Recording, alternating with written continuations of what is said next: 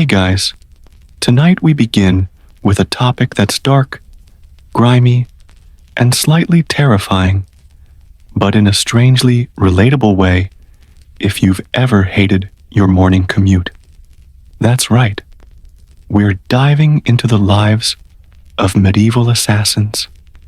Yes, those mysterious figures who slipped through shadows, whispered threats, and occasionally ruined a lord's day or life. So before we begin, let me ask you this. How's your day going so far? And we'd also love to know, where are you listening from tonight? It means a lot to us to feel connected with you, no matter where in the world you are. And if you've had a long or stressful day, here's what I want you to do. Put on your headphones, lie back on your bed, close your eyes, and just let yourself sink into our story. Let it carry the weight of the day away, so you can feel a little lighter, a little calmer, and a lot more free. Now, imagine being a medieval assassin. Glamorous? Not exactly. Movies have lied to us. There were no sleek black cats, silent grappling, hooks, or smooth rooftop leaps in silk tights. The reality was mud, blood, stench, and constant paranoia. You were essentially a combination of janitor, spy, and part-time executioner, but without health insurance or job security. Assassins had to blend in. That meant walking through crowded markets, muddy streets, or stinking alleyways while keeping an eye out for both your target and anyone who might rat you out. Clothes, mostly dark, heavy, and practical, which meant sweating in summer, freezing in winter, and generally smelling like every unfortunate combination of urban life. Perfume wasn't exactly a thing for medieval stealth. The training itself was brutal. Forget fancy ninja schools. Apprenticeship was real, raw, and sometimes fatal. You learned blades, poisons, climbing, and the subtle art of intimidation. And unlike modern action heroes, failure had permanent consequences. One slip, one misjudged shadow, and your life could end before dinner. That's assuming your boss didn't decide you were expendable first. Living conditions were just as grim. Hiding spots weren't luxurious safe houses. They were damp cellars, abandoned towers, or even stinking haylofts. Food was whatever you could scrounge or steal, often cold, meager, and unappetizing. Sleep, fitful, interrupted by nightmares, rats, or the constant worry of discovery. Comfort was a foreign concept. Psychologically, assassins were walking tension, machines. Constant alertness, paranoia, and moral ambiguity weren't optional. They were survival requirements. Trust was minimal. Friends could betray you. Employers could eliminate you to tie up loose ends. Your reputation might be all that kept you alive, and even that was fragile. And then there was the social stigma. Nobody admired your work openly. Peasants feared you, nobles mistrusted you, and historians later called you morally questionable, or worse, murderous scum. Recognition? Rarely. You existed in shadows. Your victories invisible, your failures lethal. Weapons were another headache. Daggers, short swords, and early crossbows were effective. Yes, but cumbersome, noisy, or prone to malfunction. Poisons required careful handling. One wrong step, and congratulations. You've just joined the list of medieval, accidental deaths. And cleaning blood from cobblestones?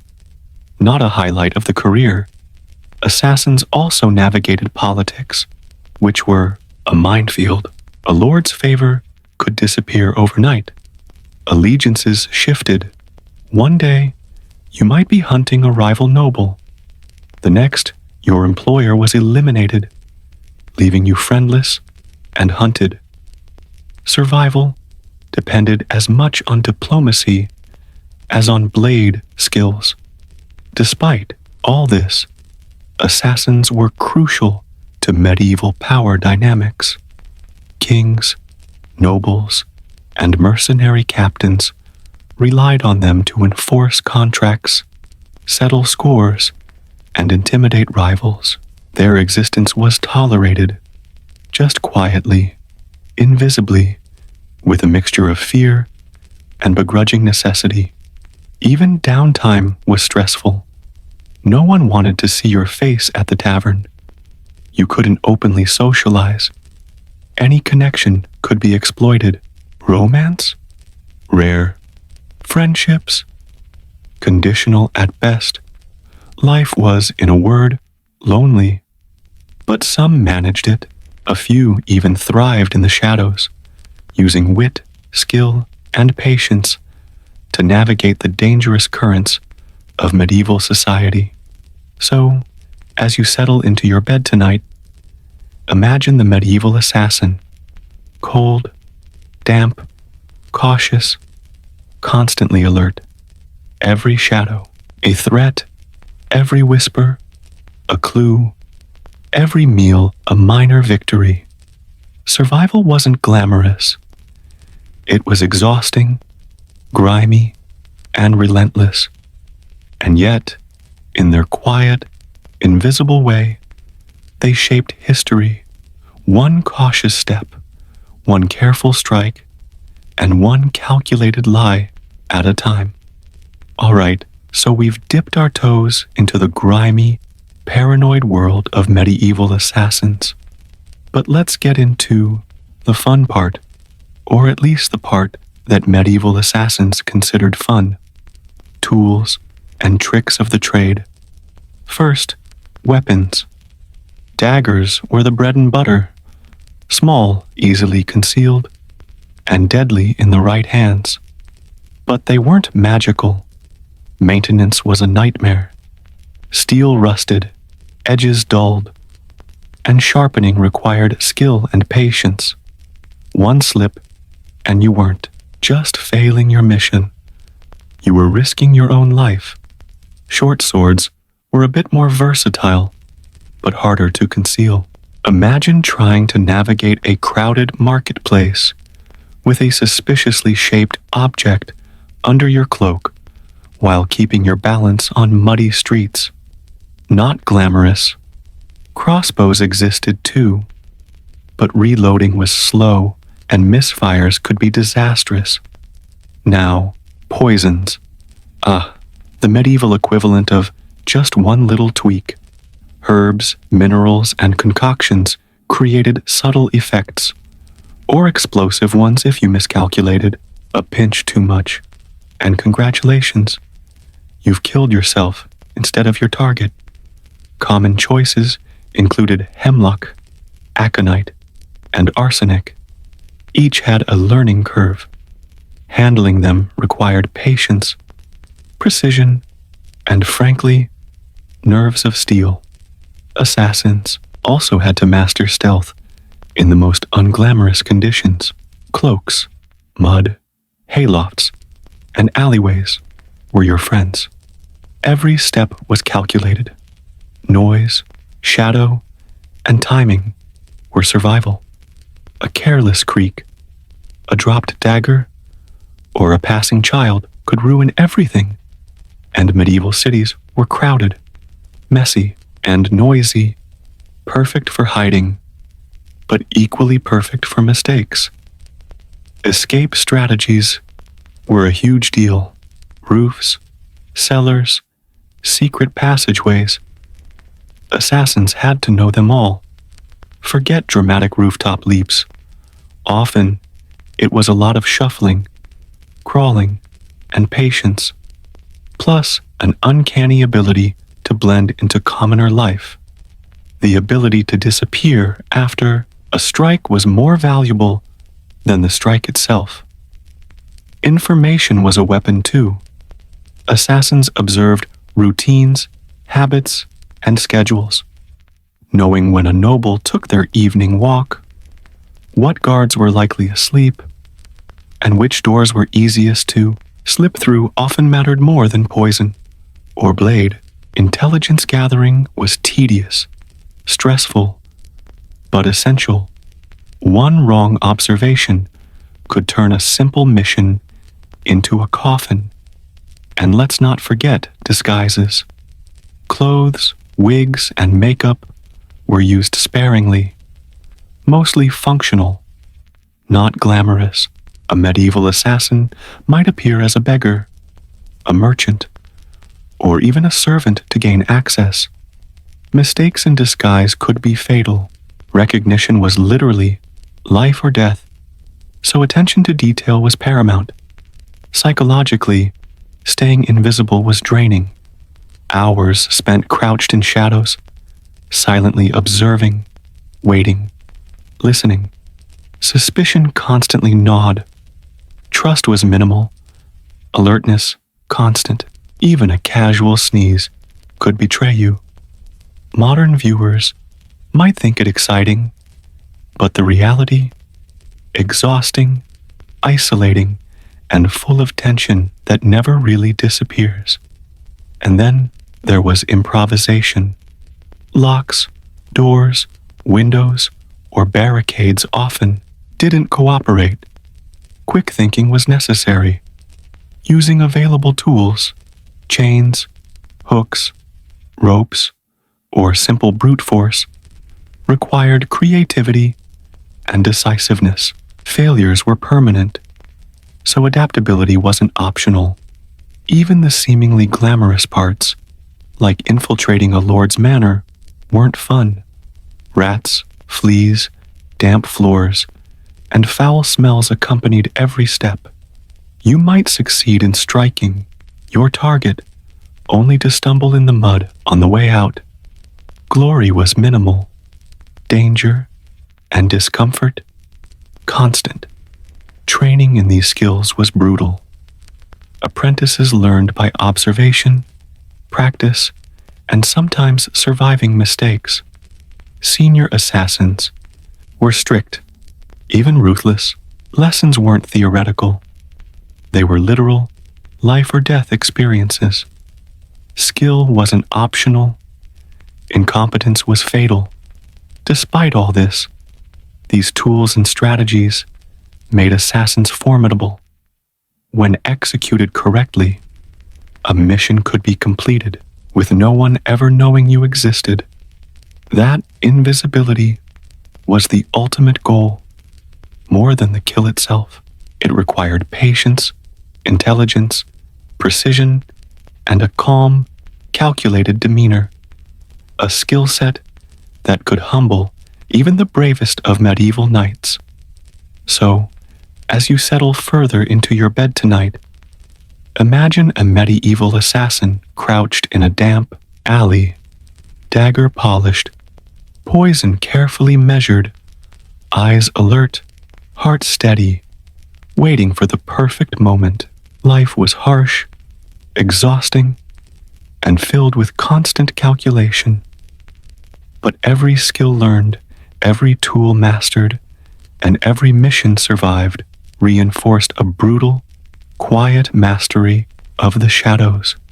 So, we've covered weapons, poisons, and disappearing into shadows, like a damp, paranoid chameleon. But what about the daily life of a medieval assassin? Because trust me, it wasn't all glamorous plotting or dramatic dagger swings. First off, contracts. Assassins didn't just randomly stab people out of spite. They worked for pay, or favor, or sometimes revenge, disguised as employment. A noble might hire you to remove a rival, a traitor, or even a troublesome spouse. Payment was rarely generous, often delayed, and occasionally promised in honor. Translation: don't hold your breath. Medieval assassins were, effectively, highly specialized freelancers with poor benefits and zero job security. Negotiating contracts was an art form in itself. You had to assess the risk, potential reward, and the reliability of your employer. Sometimes that meant dealing with lords who couldn't be trusted, fellow assassins who wanted to claim your credit, or informants looking to double-cross you. One bad handshake, and your career, well, your life, could end before lunch. Now, the grind. Daily life wasn't just stalking targets. There were hours, sometimes days, of preparation, scouting, memorizing routes, observing routines, mapping guard rotations, and blending into crowds.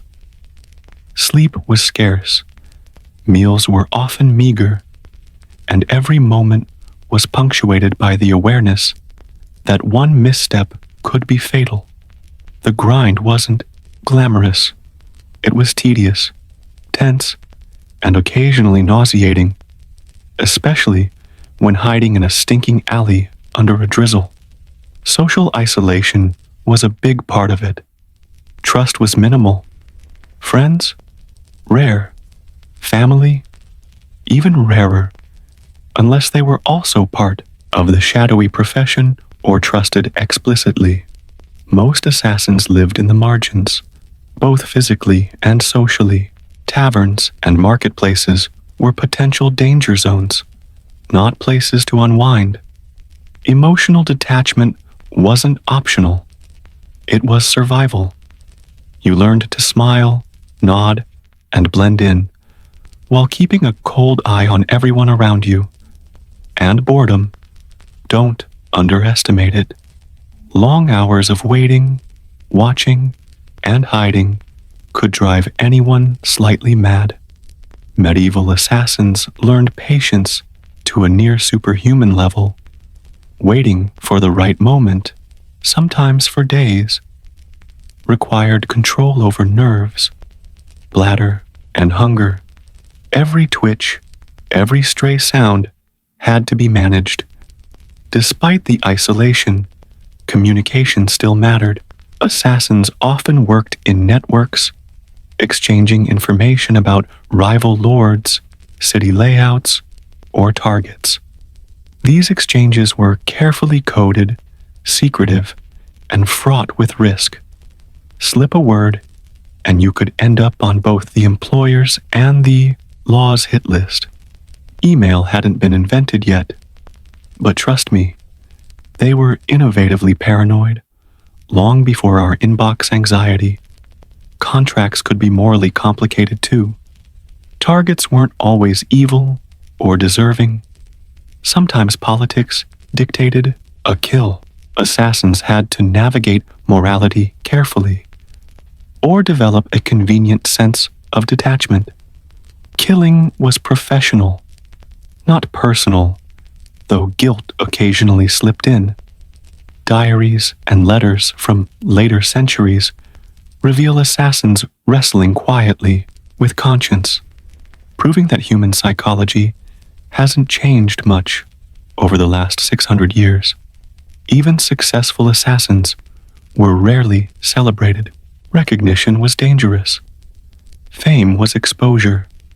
Most retired quietly, if they survived at all, or faded into obscurity. Their lives were long shadows cast over others' history. Effective, silent, and almost invisible. So, as you sink deeper into your bed tonight, imagine the daily grind of a medieval assassin. Careful observation, tedious planning, minimal comfort, and constant vigilance. Life was lonely, stressful, and exhausting, but it honed skills, patience, and awareness to levels few could match. Surviving each day was a quiet triumph unseen, uncelebrated, but vital to the invisible world they inhabited. All right, so far we've wandered through shadows, poisons, and tedious waiting. But let's float over to some actual historical assassins. Those who lived, failed, or occasionally succeeded, and the blunders that make their lives slightly more relatable and slightly hilarious from a safe, modern distance. First up, Dagobert the Silent Knife.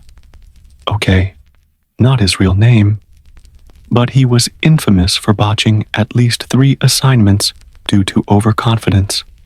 One time, he snuck into a noble's manor, only to trip over a dog chain and land flat on his face in front of a window full of witnesses.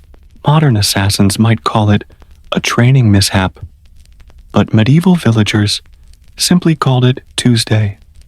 The lesson: even the quietest, most skilled operatives could be undone by a stubborn household pet. Then there was Elena of Venice, a poisoner who supposedly perfected her craft until she accidentally ingested a dose of her own concoction during a demonstration. She survived, barely, and went on to retire early. Blunders like these highlight a universal truth. Medieval assassins were only human. Precision mattered, but luck mattered even more. Let's talk guild assassins, those who worked in organized networks.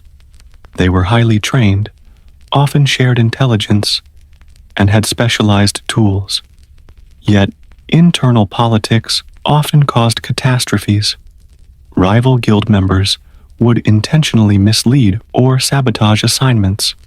Imagine being tasked to quietly remove a target, only to find your ally intentionally gave you the wrong window. Survival wasn't just about skill. It was about navigating betrayal constantly. Of course, some blunders were more dramatic.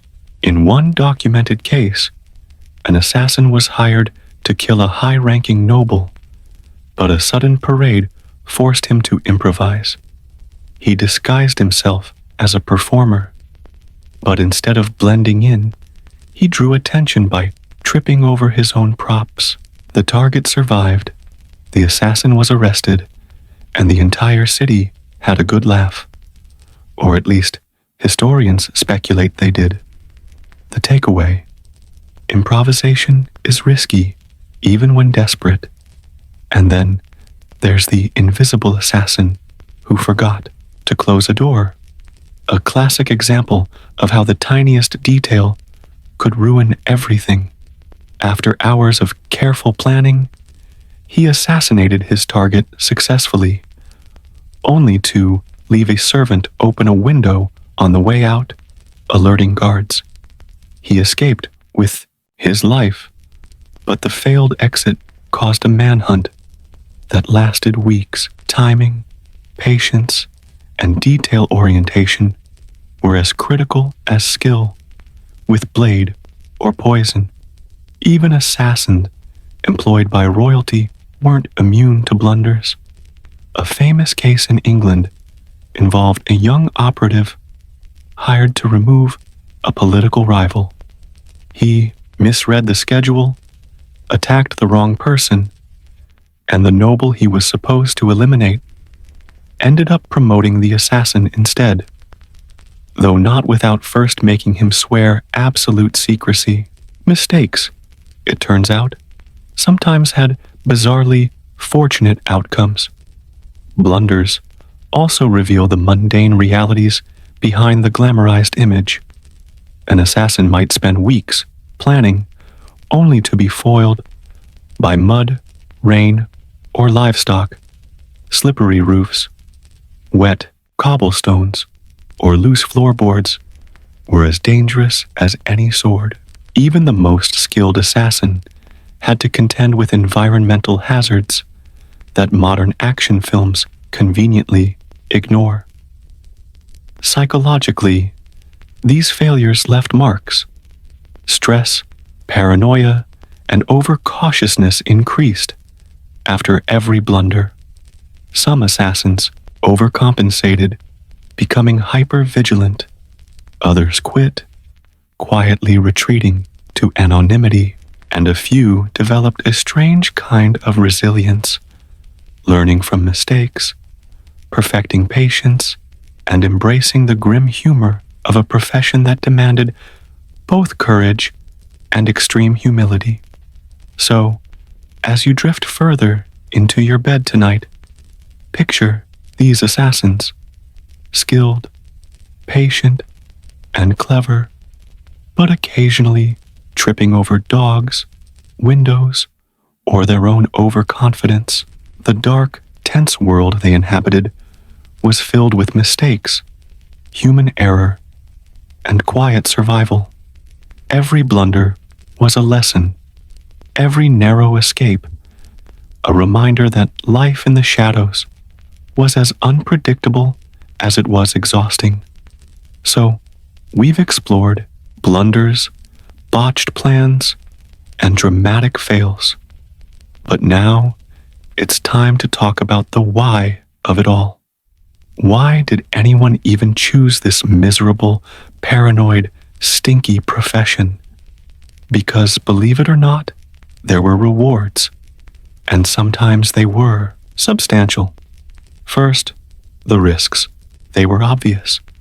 Capture, torture, execution, and betrayal lurked around every corner. Mistakes weren't just career-ending. They were fatal. One misjudged shadow, one incorrect observation, and your life could end in a particularly unpleasant way, usually involving guards, spikes, or a public spectacle that historians later gleefully record. Stress levels, astronomically high, sleep deprivation, chronic. Medieval assassins essentially lived in a constant state of micro-panic, balanced on a knife's edge, sometimes literally. But for those who survived, the rewards could be tempting. Monetary payment varied, from a few coins to substantial sums, if the target was high-ranking or politically sensitive. Patrons might offer land, favors, or protection in exchange for services rendered. Unlike knights or soldiers, assassins often had direct, quantifiable benefits for successful work. Payment was dangerous to obtain, yes, but when it came, it could change your life, or at least your diet for a month. Reputation was another double-edged sword. Among peers, a successful assassin earned respect. Skill, discretion, and cleverness mattered more than brute strength, but reputation also attracted enemies.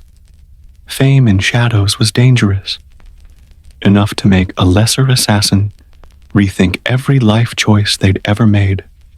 Balancing skill with discretion was the tightrope of existence. Contracts often determined social value as well. Assassins with a history of reliability could demand higher pay, gain access to better intelligence, or work with more influential patrons. Less competent assassins either quit, were retired permanently, or became cautionary tales, whispered in alleys. Reputation was your currency, and its value fluctuated wildly with success, luck, and betrayal. Rewards weren't just material. Many assassins developed a form of quiet, grim expertise, mastery of stealth, observation, patience, and improvisation gave them psychological power. They understood human behavior, city layouts, and social dynamics at a level few others did. That expertise, while invisible, could be applied to survival in countless ways. Whether evading enemies, navigating political intrigue, or even settling disputes quietly without drawing attention. Then there were perks most people today wouldn't imagine. The thrill of clever improvisation, the satisfaction of surviving long, tense missions, and the quiet, dark humor developed from years of observing human folly from the shadows. Medieval assassins may have had miserable conditions, but they cultivated patience, resilience, and resourcefulness to levels most of us can barely comprehend. Of course, rewards always came with moral and emotional costs. Killing, even professionally, left marks.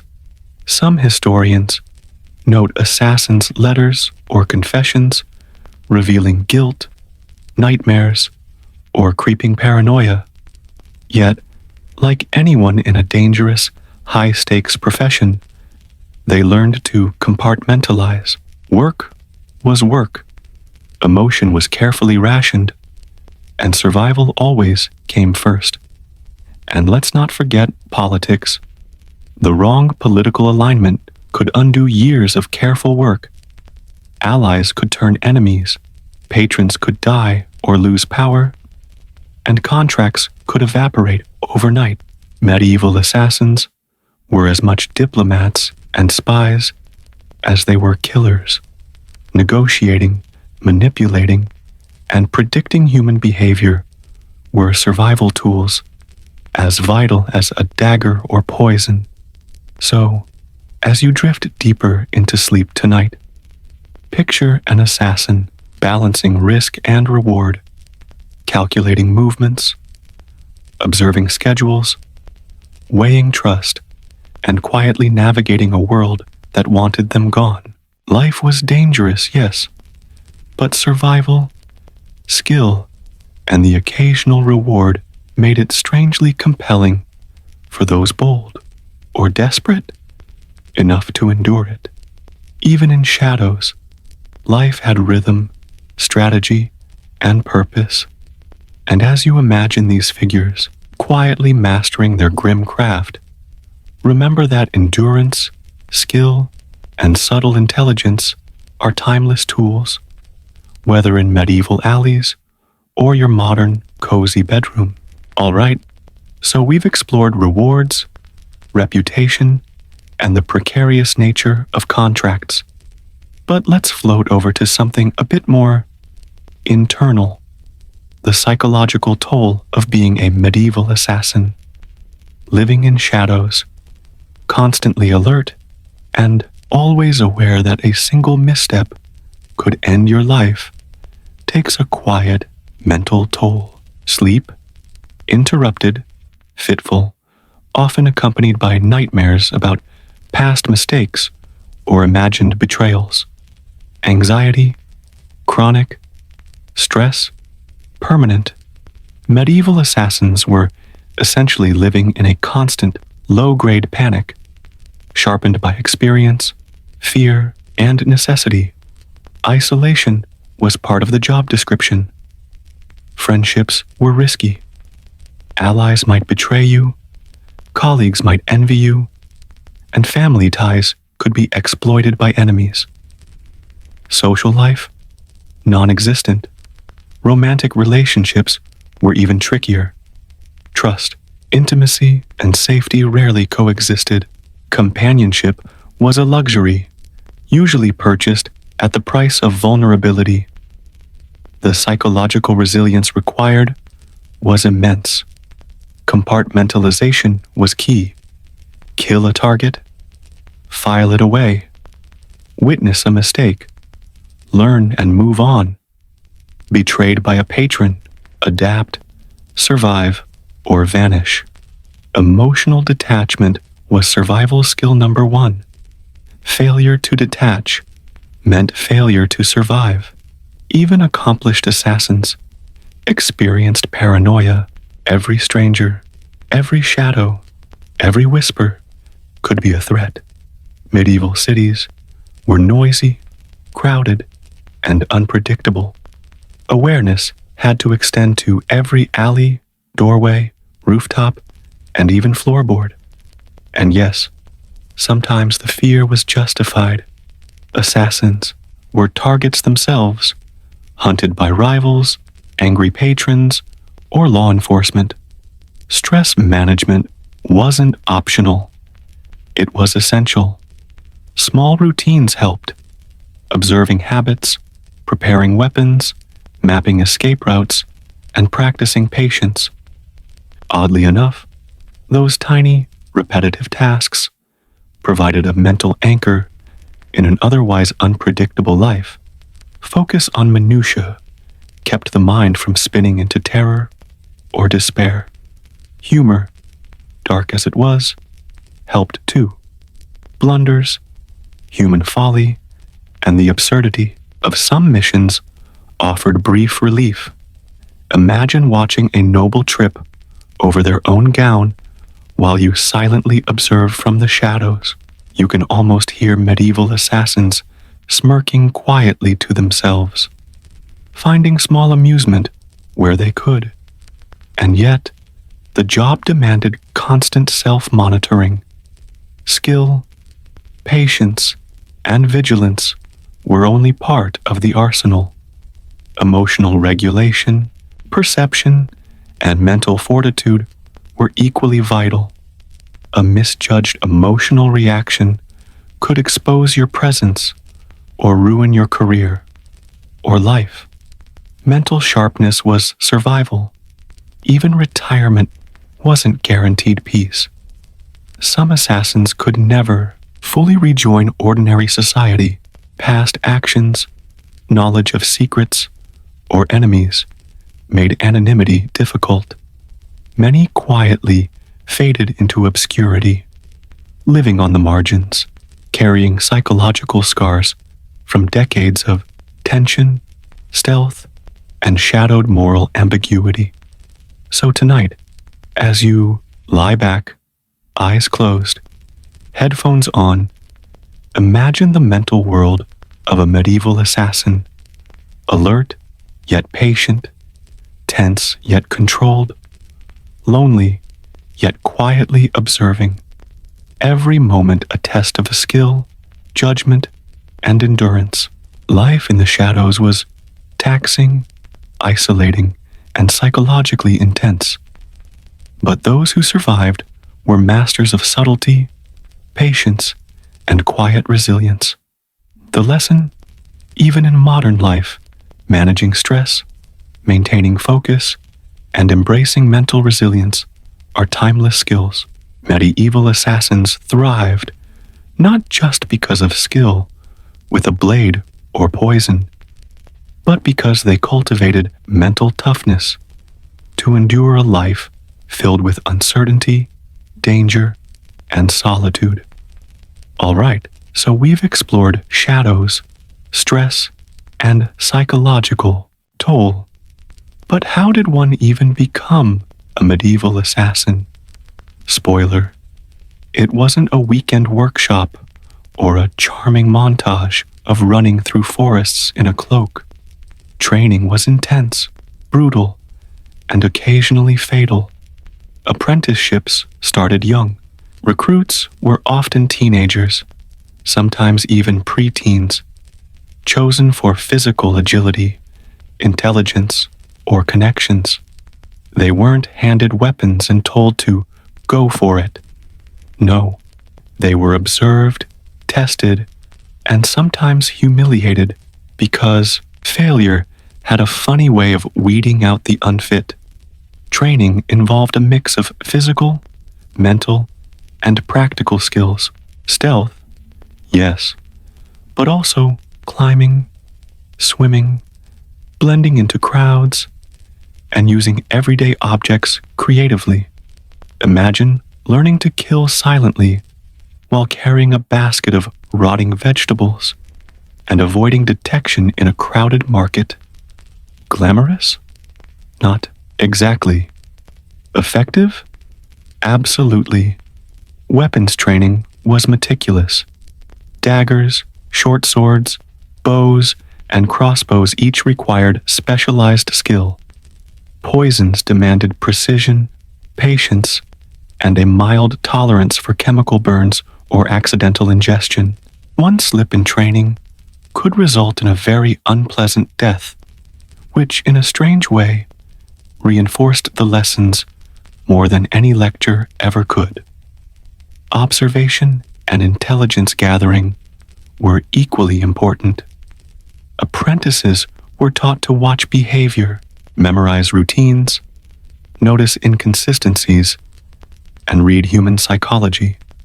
The quiet hours crouched in shadows weren't wasted. They were essential for survival. Learning how to blend in, not attract attention, and anticipate movement was as critical as any weapon. Older assassins often mentored apprentices directly, sometimes harshly. Mistakes were corrected immediately, sometimes painfully. Public humiliation, simulated attacks, or controlled failures were common teaching methods. Apprentices learned that pride was a liability and adaptability a strength. Mental resilience was also drilled. Long hours of monotony, isolation, and suspense prepared apprentices for the reality of the profession. Waiting silently, sometimes for days, observing without acting, and controlling natural human impulses like fear or impatience became second nature. Patience, after all, could be more lethal than any blade. There was also a strange element of ethical training, or at least moral framing. Assassins needed to justify their work to themselves. Some mentors emphasized loyalty, discretion, and honor among peers. Others were ruthlessly pragmatic. Survive, succeed, repeat. Either way, apprentices developed the mental framework to compartmentalize, killing, and survive the constant moral stress. Physical fitness mattered too. Climbing walls, carrying gear, running, hiding in uncomfortable positions, all required endurance and strength. The life of an assassin demanded more than intelligence and cunning. It required a body that could survive harsh environments, long waits, and unpredictable danger. And of course, there was the social element. Apprentices learned to manipulate, persuade, and sometimes deceive peers or potential allies. Human behavior was as much a tool as a dagger. Learning when to speak, when to nod, and when to vanish quietly was essential. By the time an apprentice graduated, if we can even call it that, they were fully equipped to survive, navigate, and execute in a brutal, shadowy world. Mastery took years, sometimes decades, and only a few ever became true professionals. The rest either quit, failed, or disappeared, often literally. So, as you lie back tonight, imagine the long, patient training of a medieval assassin. Hours of observation, physical conditioning, weapon practice, and psychological endurance. Every lesson, every blunder, and every hidden skill contributed to a life spent in shadows, quiet, tense, and surprisingly disciplined. The making of an assassin was less about glamour and more about survival, patience, and quiet mastery over both body and mind. And in that sense, perhaps it wasn't so different from the challenges we all face, just with more mud, blood, and dangerous lords. All right, so we've covered training, mental toughness, and the grim daily life of medieval assassins. Now, let's drift into the tales that survive history, missions that were executed flawlessly, or at least survived with near impossible luck, and those narrow escapes that make you appreciate both skill and chance. First up, the infamous mission of Kieran of Dublin. Legend has it, he was tasked with eliminating a corrupt city magistrate. Hours of careful planning led him to a quiet rooftop overlooking the target's home. Every step calculated, every breath measured. Just as he was about to strike, a sudden wind slammed a nearby shutter against a wall, startling a guard. But Siren remained calm, froze in the shadows, and eventually completed the mission once the distraction passed. The lesson: patience, nerves, and timing were more valuable than speed or strength. Then there's the Venetian Guild heist, a case where multiple assassins coordinated a high-stakes operation in the crowded streets of Venice. Masks, hidden daggers, and precise timing were essential. Yet despite meticulous planning, a minor boat collision in the canal created chaos, almost ruining the mission. Still, each assassin adapted instinctively, and by the end, the target was neutralized, and all operatives vanished like ghosts. Flexibility in the face of unpredictable medieval life was critical. Narrow escapes were as legendary as successful hits. One English assassin, sent to eliminate a rival noble, found himself cornered on a narrow bridge, with guards closing in. Improvising, he leapt into the river below, swimming through icy waters while clutching his tools. Exhausted but alive, he eventually resurfaced far downstream.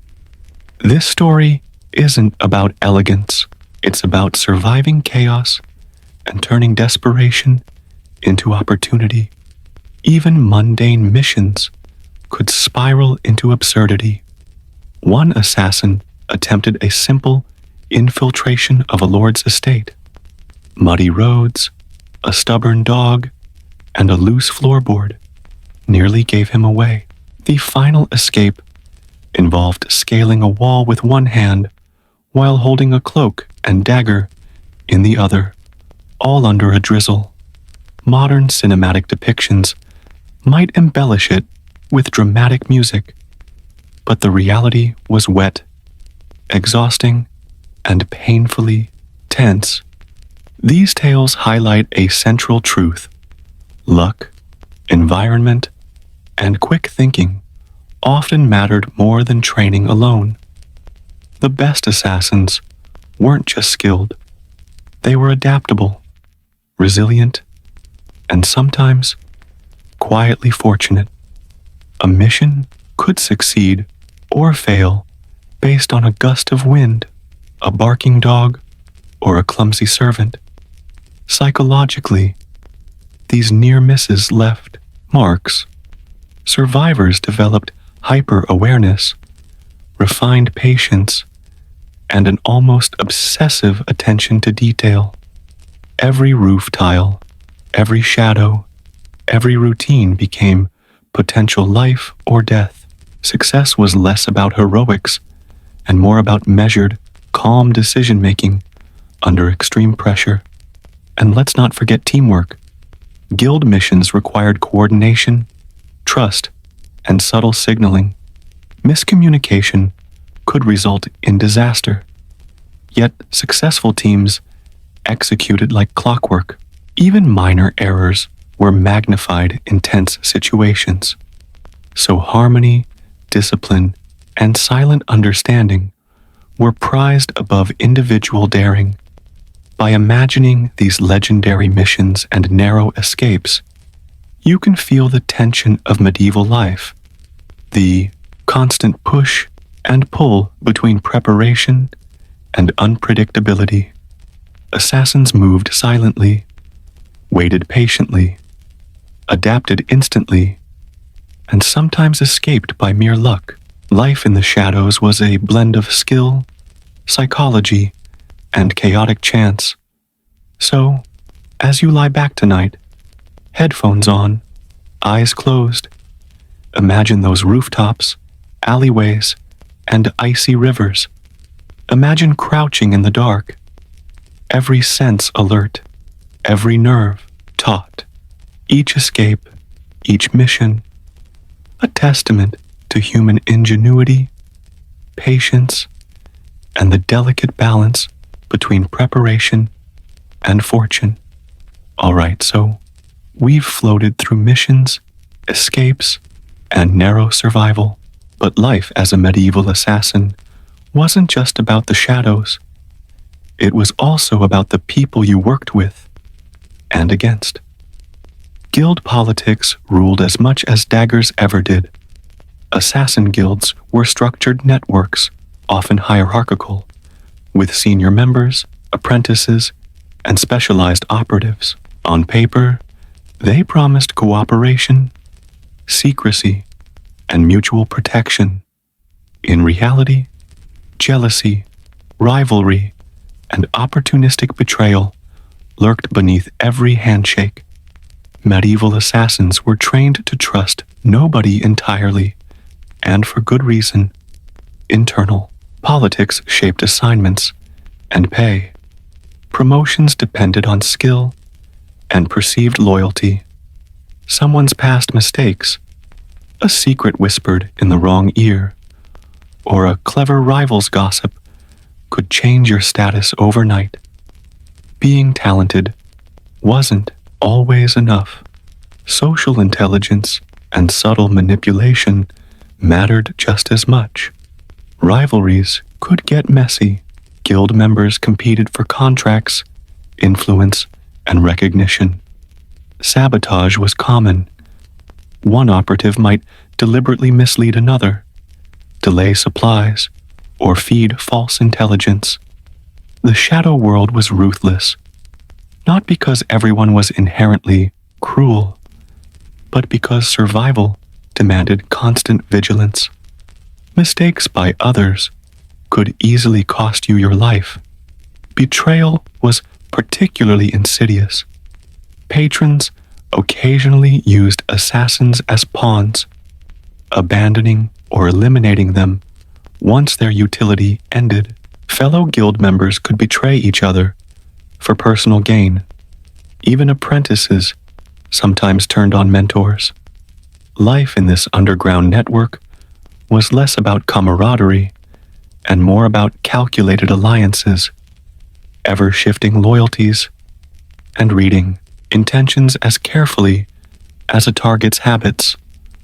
Communication within guilds required codes, signals, and subtlety. A misplaced word or gesture could expose a plan or reveal a traitor. Constant observation wasn't limited to targets. Guild members observed each other with quiet scrutiny. Trust was rationed sparingly, like rare coins or precious wine. Despite the danger, guilds offered structure, resources, and shared knowledge. Members trained together, shared intelligence, and provided backup when needed. Those who navigated the politics successfully gained influence, better contracts, and sometimes access to high-profile patrons. The payoff was worth the risk, but only if you were clever, patient, and ruthlessly aware. Historical anecdotes reveal subtle and not-so-subtle betrayals. One guild member might assist a rival's mission simply to test loyalty. Another might quietly divert a contract to himself. These incidents weren't just personal dramas. They were survival strategies, often shaping who lived, who thrived, and who vanished from history's margins. Mentorship was similarly complicated. Experienced assassins trained apprentices not only in technique, but in navigating politics. Lessons weren't limited to blade work. They included diplomacy, discretion, and anticipating betrayal. A misstep in social maneuvering could undo years of careful skill building. By imagining guild politics, rivalries, and betrayal, you can sense the constant tension that medieval assassins lived with. Every relationship was a potential risk, every interaction a test of patience, perception, and subtle cunning. They existed in a world where shadows weren't just physical, they were social, emotional, and psychological. So tonight, as you drift deeper into your bed, picture guild meetings behind closed doors, coded whispers in candlelight, and subtle glances carrying more weight than swords. Every alliance was carefully measured, every action observed, every betrayal possible. Medieval assassins survived not just by skill, but by mastering the delicate, shadowy dance of human ambition, loyalty, and treachery. All right, so we've explored missions, guild politics, and all the tension of the shadowy life. But eventually, even assassins had to stop, or at least try. Retirement for a medieval assassin was complicated. Unlike modern jobs, there wasn't a pension plan or HR department. Survival beyond active duty depended on cunning, luck, and sometimes anonymity. Some assassins managed to retire quietly, slipping into towns far from their previous lives. They took small farms, simple trades, or lived under assumed names. This retirement wasn't glamorous, but it offered safety and a chance at normalcy, though normal was relative. Years of isolation, paranoia, and moral compromises often lingered, leaving psychological marks that time couldn't erase. Others tried to maintain influence. Retired assassins sometimes acted as consultants, trainers, or strategists. They shared knowledge with younger operatives or offered intelligence to patrons, often from the shadows. This semi-retirement allowed them to remain valuable while avoiding the immediate dangers of active missions. Legacy was a tricky concept. Assassins were rarely celebrated publicly. Most lived and died in obscurity, their deeds whispered or recorded only in confidential accounts. Yet, within the shadow networks, their reputation endured. Stories of skill, ingenuity, and near misses were told quietly, shaping guild traditions and the training of new generations. Their influence survived, even if their names didn't. Some retired assassins struggled with guilt, lifetimes of taking lives, observing, betrayal, and navigating moral gray zones left emotional scars. Letters, confessions, and historical anecdotes reveal quiet reflections, regret, introspection, and attempts to find personal peace. The life they led required compartmentalization, and retirement often brought those buried thoughts back to the surface. Then there were those who failed to retire safely, enemies from the past, vengeful patrons, or political shifts occasionally forced retired assassins back into danger. Some disappeared mysteriously, others died quietly, and a few vanished without a trace. Their exits became as shadowed and enigmatic as their careers.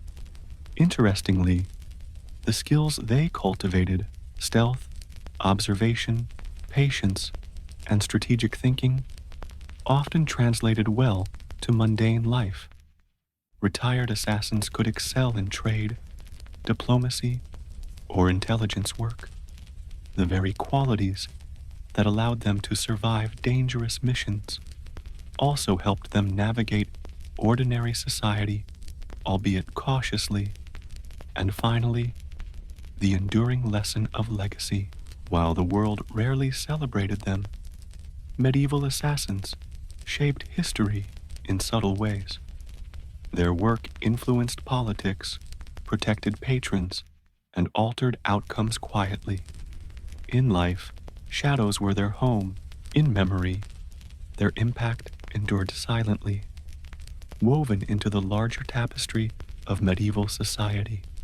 So tonight, as you lie back with your headphones on and eyes closed, imagine the quiet life after the shadows.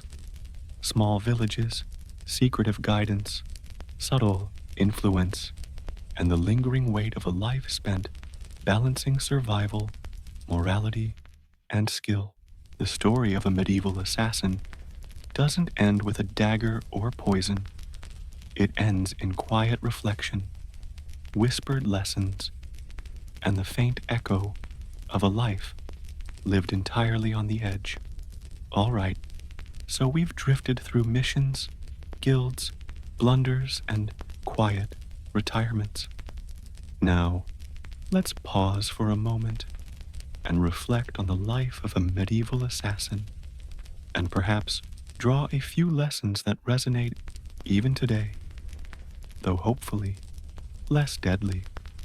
Life in the shadows was exhausting, lonely, and often morally ambiguous. Every choice, every alliance, every step was carefully measured.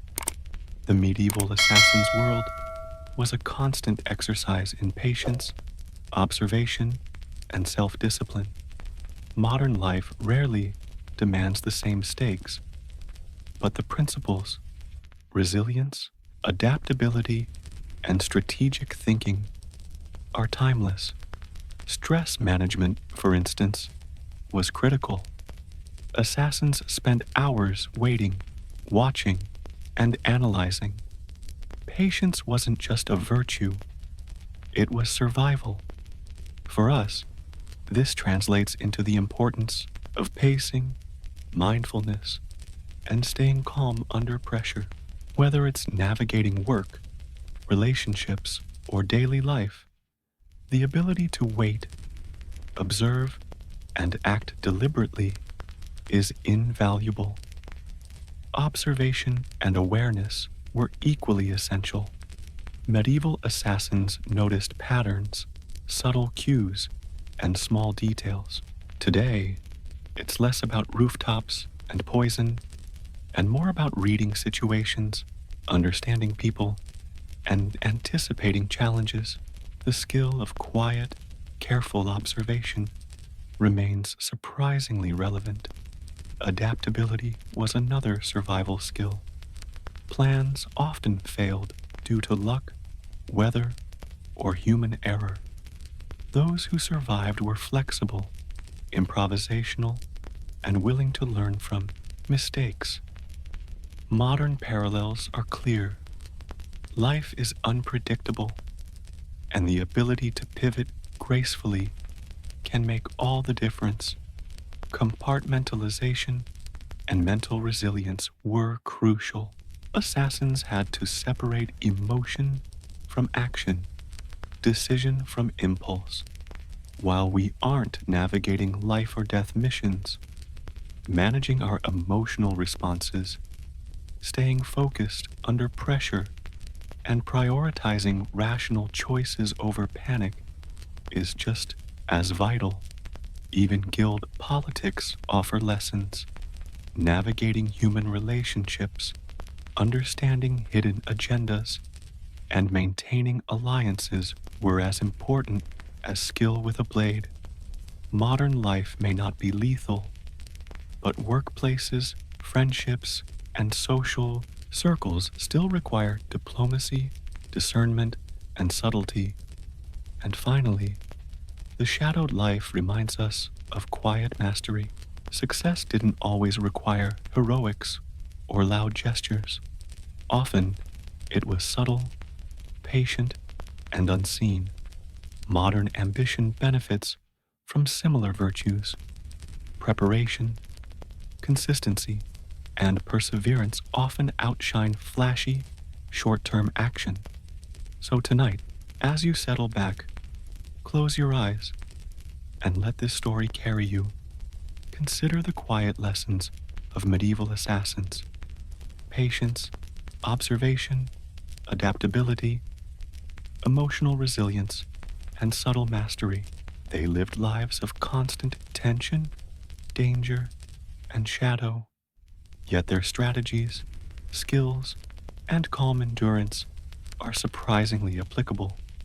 Even in your modern, cozy bedroom, imagine their rooftops, alleyways, and hidden passages not just as deadly settings, but as symbols of patience, vigilance, and resilience. Let their quiet mastery inspire calm reflection and maybe a little appreciation for how far we've come without having to dodge daggers in the dark.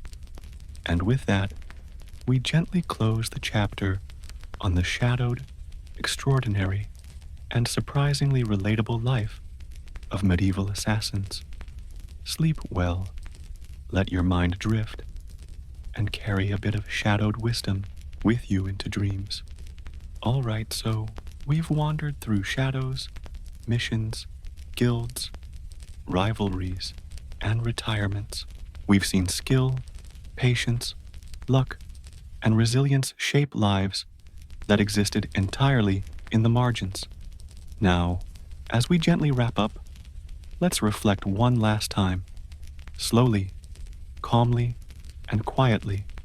The life of a medieval assassin was extreme, yes, dangerous, lonely, morally gray, and often exhausting, but it was also structured, purposeful, and filled with lessons about patience, observation, adaptability, and human nature. They survived not through brute strength alone, but through careful planning, emotional regulation, and subtle mastery of both self and environment. Even in our modern world, where rooftops aren't crawling with rivals and daggers aren't waiting in the dark, their lessons remain oddly relevant. Strategic thinking, careful observation, patience under stress, and knowing when to act and when to wait are timeless. Even a cozy bedroom, headphones on, and eyes closed, can become a space for reflection and learning if we choose to listen carefully. Think of the rooftops, alleyways, and shadowed corridors not just as historical settings, but as metaphors. Every quiet decision, every careful observation, every subtle act of patience mirrors the same skills that helped medieval assassins survive. Life may not always be as lethal, but the principles of calm awareness and adaptability apply everywhere.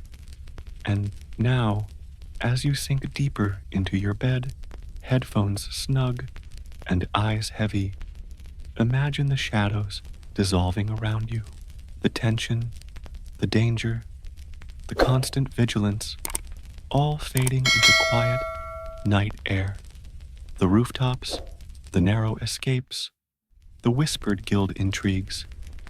Let them drift away with your thoughts. You've walked in their shadows, understood their patience, and glimpsed their quiet mastery. So take a deep breath. Let your shoulders relax.